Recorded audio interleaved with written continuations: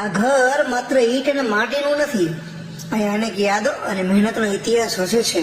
આ ઘર શ્રી વિઠ્ઠલભાઈ રાદડિયાના પિતાએ બંધાવેલું અને 1980માં વિઠ્ઠલભાઈ જ્યારે જામકંડોળા મંડળીના પ્રમુખ બન્યા ત્યારે આ ઘરનું રિનોવેશન થયું.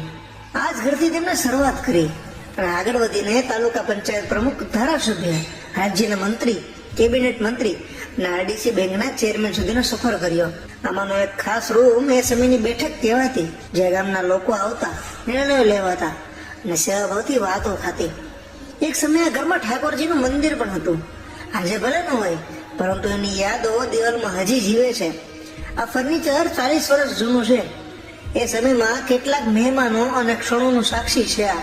અને આજે આ જગ્યા રાદડિયા પરિવારના સમૂહ હિત માટે દાન કરી, સાચા અર્થમાં સમાજને સમર્પિત કરાઈ.